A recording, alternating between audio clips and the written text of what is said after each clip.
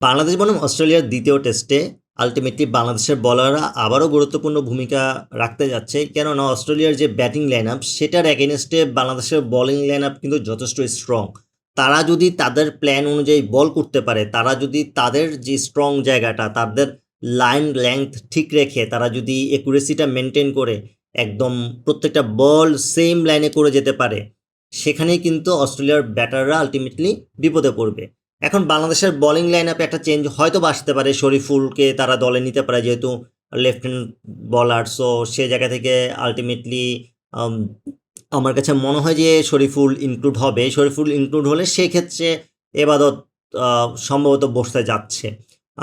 তাসকিনকে আমার মনে হয় না টিম ম্যানেজমেন্ট তাকে বসাবে, তাকে দলে রাখবে, সো সেই জায়গা থেকে ইবাদতের জায়গায় হয়তো বা শরীফুলকে অ্যাড করতে পারে। অ্যান্ড এটা খুব একটা খারাপ হবে না, কারণ শরীফুলের বাঁহাতি বোলিংটা অবশ্যই কাজে দিবে। অ্যান্ড অস্ট্রেলিয়ার এগেনস্টে বাংলাদেশের এই একটা ঘাটতি ছিল যে একটা বাঁহাতি বলার নাই, সেটা যদি শরীফুল তার যে ধরনের পারফর্ম করে সেই বোলিংটা সে সুন্দর করে করতে পারে, কনসেন্ট্রেশন ঠিক রেখে সে যদি তার কাজটা মাঠে এক্সিকিউট করতে পারে, অস্ট্রেলিয়া এখানেও খুব ভালোভাবেই স্ট্রাগল করবে, সাফার করবে ব্যাপারটাকে। কেননা দেখেন, অস্ট্রেলিয়ার ব্যাটসম্যানরা কিন্তু আলটিমেটলি গত কয়েকটা সময় ধরে খুব যে ভালো খেলতেছে ব্যাপারটা তা না, তারা মোটামুটি ভালো লেভেলের স্ট্রাগল করতেছে। অ্যান্ড এই ব্যাটিং লাইন আপ নিয়ে প্রচুর কথা হচ্ছে, যদিও এই ম্যাচে আলটিমেটলি যেহেতু রেনশো অ্যাড হয়েছে, সে বাংলাদেশের এগেনস্টও রান করেছে অ্যান্ড তার এই মাঠে ভালো রান আছে, সো রেনশো বাংলাদেশের জন্য একটা থ্রেট হয়ে দাঁড়াবে। তবে আমার কাছে মনে হয় এখানে শরীফুল একটা ভালো কাজ করতে পারে। শরীফুল তাকে আউট করার একটা ভালো চান্স আছে।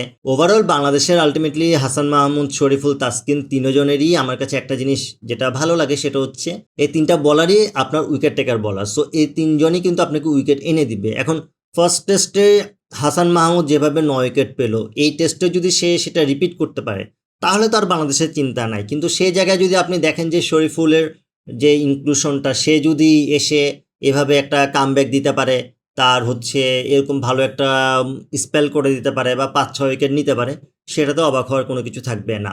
বাট আমার কাছে যে জিনিসটাতে মেন ইম্পর্টেন্ট মনে হয় সেটা হচ্ছে বাংলাদেশের বলারদেরকে আলটিমেটলি কন্ডিশনের সাথে মানিয়ে নিতে হবে।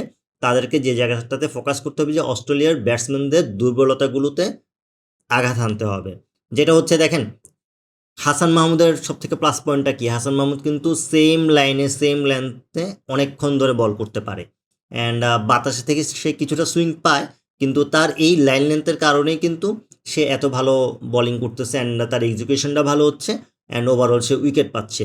সেম কাজটাই কিন্তু যদি শরীফুল করতে যায়, শরীফুলের ক্ষেত্রেও কিন্তু তার লাইন লেন্থ যথেষ্ট ভালো, তার সাথে আরেকটা সবথেকে ভালো ব্যাপার হচ্ছে সে বলে দারুণ সুইং করাতে পারে। সে যেহেতু বাতাসের সাথে সুইং করাতে পারে এবং সেটা এই কন্ডিশন থেকে এই জিনিসটা সুবিধা নিতে পারে সে, সেটা বাংলাদেশের জন্য একটা প্লাস পয়েন্ট। এখন এখানে আপনার বাংলাদেশের টেস্টটা তো অ্যাকচুয়ালি 5 দিনের বিশাল বড় টেস্ট, সো এখানে আপনার যে জিনিসটা ফোকাস করতে হবে, পেসারদের পাশাপাশি স্পিনারদের ভূমিকাটা অনেক বেশি। তাইজুল অ্যান্ড হচ্ছে মিরাজ, এই দুজনের দিকে আলাদা নজর তো অবশ্যই থাকবে। তবে এই টেস্টে আমার কাছে মনে হয় যদি তাইজুল শেষ পর্যন্ত খেলে, আই হোপ খেলবে, তাইজুলকে বাদ দিবে না, সো তাইজুলের একটা ভালো পারফরমেন্স আশা করতেছি। যেহেতু সে ফার্স্ট টেস্টে খুব বেশি উইকেট পায় নাই, বলিং ভালো করছে কিন্তু খুব বেশি উইকেট পায় নাই, আমার কাছে মনে হয় এই টেস্টে তার কাছ থেকে একটা ভালো স্পেল, ভালো বলিং ফিগার বাংলাদেশের মানুষ অ্যান্ড বাংলাদেশ দল আশা করতেছে। কেননা সে যদি এখানে ভালো একটা উইকেট নিতে পারে, লাইক হচ্ছে সে 5-6 উইকেট নিতে পারে, ওটা আলটিমেটলি বাংলাদেশের জন্যই ভালো হবে। সো আমি এই টেস্টে আলটিমেটলি আমার কাছে যদি দুইটা বলারের দিকে এক্সট্রা নজর দিতে হয়, আমার কাছে একটা মনে হয় শরীফুল আর একটা তাইজুল, এই দুজনের উইকেট পাওয়ার চান্স হাই।